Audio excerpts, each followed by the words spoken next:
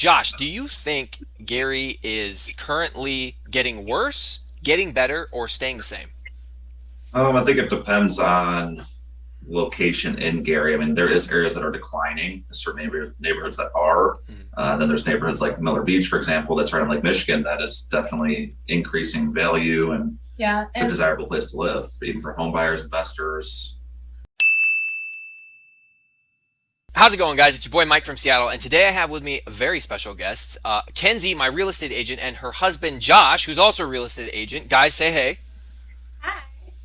What we're going to talk about today specifically is Gary, Indiana, and Northwest Indiana. For those of you who have followed my channel, you know that I bought 5 rentals over the last couple of years in Northwest Indiana, and there are, to put it lightly, some unique challenges with Gary, Indiana. Would you agree, Kenzie?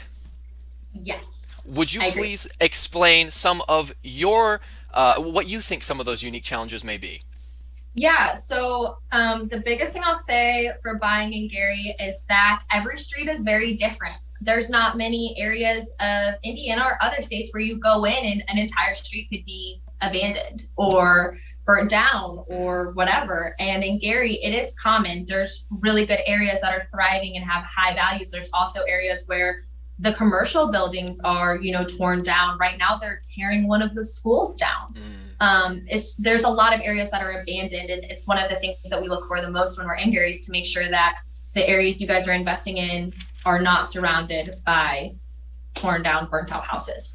right, because not only is that not, I mean, obviously it's going to draw the value of the property down and affect Right. its ability to increase in value, appreciate. But renters, tenants, I mean, they're people too. They're going to look at it and be like, I don't want to live next to a burnt out house. Yeah. And sometimes Google Maps is a little outdated. Yes. Oh, yes. So actually, I thought this would be a good opportunity for you guys to share something you guys shared with me. So when we were driving around back in October together, you were telling me about some of the reasons why there are so many burnt out houses that just aren't condemned. Can you explain some of that? Yeah, so Josh knows a little bit more about this than I do, but the city of Gary, The city of Gary owns hundreds of houses that they were apparently supposed to sell, and that never happened. Maybe run some programs, and yeah, now they're just, I guess, rotting. We've seen trees growing through them, and it's kind of I think there's a lot of rules. I don't know the program by heart, so don't quote me. I've heard about it from people, but I think there's some program where if you buy a house, you can buy another house for like a dollar. I think that's an old program, but yeah, that did exist. That was Something along those something lines. along those lines, whether that program's still active or it's not anymore. There was a program like that. But I think the point of it was that it was supposed to be Gary contractors, right? Yes, supposed to revitalize the It was area. supposed to help Absolutely. revitalize the area. So it was supposed to be that you would buy these houses in Gary, you'd have to use Gary contractors to try to just help bring more money in Gary, Right. more jobs, and things like that. Things don't always go as planned. Well, and oftentimes when government creates something, it usually isn't as efficient as you would have liked it to be. Yeah. But what I do think is hilarious is I mean, I've heard of the Costco 2-for-1 packs, but I've never heard of a 2-for-1 pack on a house before. Listen, when I actually heard about this from a client of mine when we were out looking at houses, and he was like, "Oh yeah, have you heard about this scary program?" It's like, I don't know if it was like buy two get one free or like buy one get one for $1, and I was just like, "That's wild! Yeah. Like, that's just a crazy thing to hear about." Yeah, I agree. So for those of people out there who've never been to Gary, Indiana, it is the craziest thing. You're driving down, and when we went to Louisiana Street, is we're driving down Louisiana Street, 2 blocks from my house. We drive past like 3 or 4 burnt out houses. When I mean a burnt out house, it used to be a house 20 years ago, and at some point, for whatever reason, it caught on fire or was intentionally torched. I don't know exactly what happened, but there's a lot of burnt out houses. Like I don't believe that there's that many random fires happening. Something's happening to these houses. And you look at this block and you're like, this looks like I'm in the middle of a war zone. And then 2 blocks further down, it looks nice again. And it's just the Yeah. strangest thing because I've never seen that in another city. Are any other cities in Northwest Indiana like that? Not to that No, extent, no. not to that extent. At least not the areas of Indiana I'm familiar with. Right, right. And from what I understand, I've really only bought properties in Gary, but Kenzie, could you tell us like the cities that you usually do, buy and sell properties in? Oh yeah, there's a lot. So I work all over Northwest Indiana. So Porter County, Jasper County, Lake County. It's a lot though. Hammond, Gary, Lake Station, Hobart, Maryville, East Chicago, Cherville, St. John. I mean, the list is actually like Right. pretty long. So What do you think the two nicest cities are that you do work in? Like the two most upper class, or the ones you would want to be in? Um, like personally for home buyers or Yeah, for yeah, yeah. investors? For home buyers, not for Okay. investors. For home buyers. Um, that's kind of hard because a lot of them are pretty nice. I'm a big fan of Valparaiso, and obviously Crown Point because that's where I'm from. It's where I went to high school. Valparaiso and Crown Point.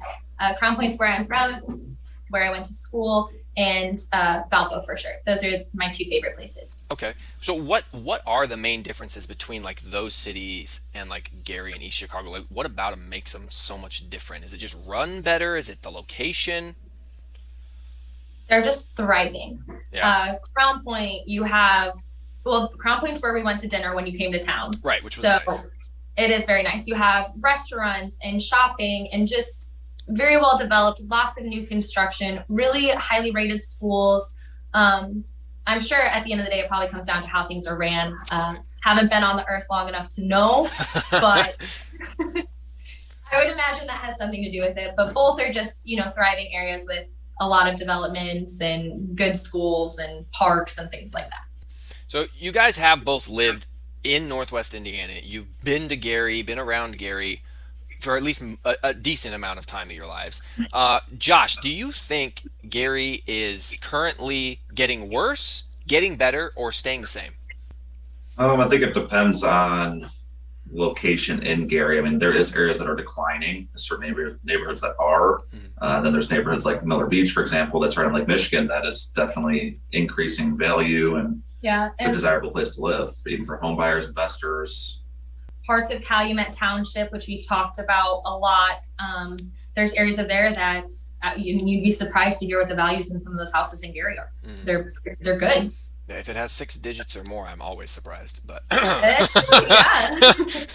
okay, all right. So it's sort of on a neighborhood by neighborhood basis as to whether or not it's getting better or getting worse. But for the neighborhoods that you think are getting worse, what about it do you think is making it worse?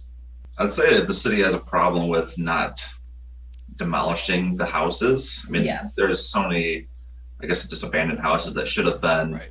demolished many, many years ago that never happened. I think in order for those certain neighborhoods to improve, they need to be built on. And in order for them to be built on, they have to demolish those houses. Hmm. So that's a big thing when we talk about these properties. These are not properties where a flipper could just go in and fix some of this stuff. A lot of times they're barely there anymore. They really do need to be torn down, and the city owns them. And they're not selling them. And that's not the case for all of them. Sometimes you see them go on tax sales, sometimes you see them go on sheriff sales. But for the ones the city owns, or the ones that this city has deemed need to be demolished, but they're not demolishing them. Right. I think that's probably the biggest problem. Yeah, I think that is really like if you roll down a city block, and you're always going to notice if there's like three houses and then all of a sudden there's four empty plots.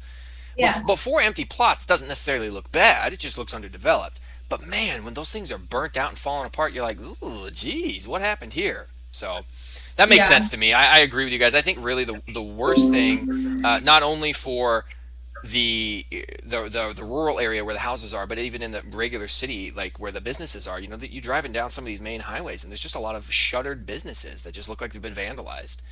Yeah. I'd be interested to see, how things go in the future. I think one thing that could really help Gary is just businesses coming into Gary. There's just not a lot there. I mean, we talk about abandoned houses, but there's a lot of abandoned commercial buildings, old banks, old restaurants. I mean, whatever you could think of, it's probably in Gary and it's probably abandoned. So this may seem like an odd question given the fact you've helped me buy a couple of houses and other people buy, dozens and dozens of houses. But do you think Gary is a good investment for investors, people who want to buy rentals? I think it depends on the investor. And I've kind of talked about this. I think the perfect Gary investor is someone who's aggressive, and someone who's going to stay on top of their property or have a really good team surrounding them to help. If you're going to buy in Gary, you need a good agent. I mean, I know you guys do some stuff off markets, and some of those deals go good, but having someone there to negotiate for you and look at the property and take that care is so important.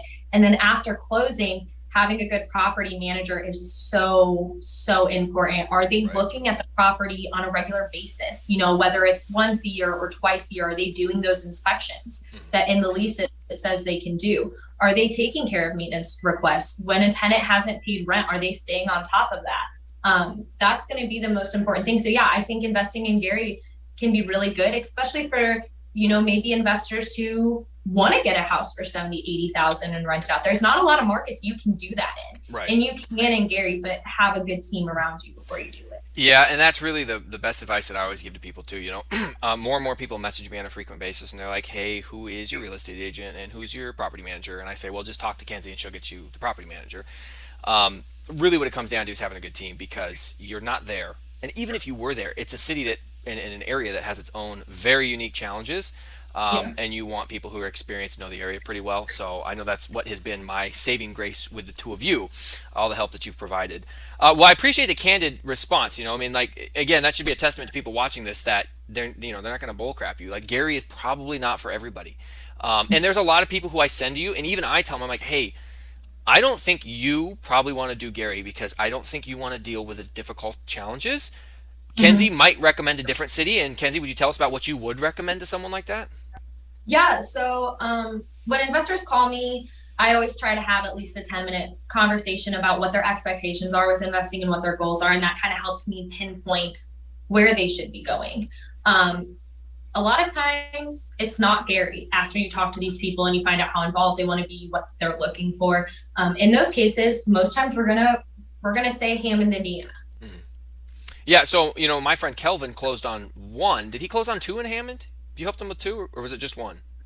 I think we did two. I'm pretty sure he did. I'm trying to I think it remember. was two. I got a lot of friends, and so I can't remember everybody. But Kelvin, who works with me, he's a police officer. You guys did two, and you did the two with him in Hammond. You want to tell us a little bit about those deals? More Yeah, expensive, so- but much nicer. Yeah, so Hammond looks a little different. Purchase price is going to be different. I would say we're probably looking 120 to 150, depending on the property, for single families. With Hammond, we obviously are looking for 3 1s. But the rent there is also going to be higher than you see in Gary. I think right now when we talk to our property managers, now this is all dependent on property, location, and condition of house, but most of them are getting 1350 to 1500, 1350 to 1450 to be safe. But that's what I've seen my most recent Hammond properties being posted for rent. Yeah, I know Kelvin got 1,500 on the first one he closed on, because he and I Yeah. chatted about that. So, which is pretty good for that area. Yeah. Also, I mean, Hammond itself is completely different. I don't think there's many streets I go down where I see abandoned houses or burnt out houses. And a big part of that, honestly, is that, and Josh can talk about this, is the flippers. Yeah, the flippers definitely help, and code enforcement will be posting notices. Yeah. The what is it? The Hammond Building Department. Yes, they drive around, and they I think they even have an app now that, you know, the neighbors can, you know, post and Yeah. post violations. So they're constantly driving around looking at stuff, and I guess improving the neighborhoods is one way to look at it. So I will say that Hammond's building department they're on it. They're strict, but they are on it. So we even see this sometimes in the MLS, and this is really weird. You probably haven't encountered this yet, but I'll get a call from someone who's interested in a house in Hammond, and I'll go in the MLS and I'll look at the attached docs. And what I see is a document, basically Hammond saying that this house is not livable. It needs all of this work to be done, and the owners have a set time to get it done, or it goes on the demo list. Yes. And they actually enforce it in Hammond. And that is probably because they're desperately trying not to be Gary, Indiana. I'm sure, yeah. That's probably why their home values are double or triple too. So, well, Yeah. guys, I really appreciate you helping me shine a little bit of a spotlight on Northwest Indiana and on Gary, and being frank with your recommendations. Any last pieces of advice for an out-of-state investor looking at Northwest Indiana? Yeah, to call me. So, And your information will be down in the description below. Her website and contact info will be down below. yeah, but no, honestly, just talk to people. One thing I really, really appreciate and always have is our little investment group with all the investors. You guys have even helped some of my clients who didn't have people to talk to. Just have a good team, have a good support system, people you can bounce ideas off of, people you can mastermind with. I just think that's so, so important for investing anywhere. No, I agree 100%. Well, Josh, Kenzie, it has been a pleasure. I really appreciate you guys coming on, and we'll have to have you back on again sometime soon. I will talk to you guys and catch you later. Sounds good. Talk to you soon.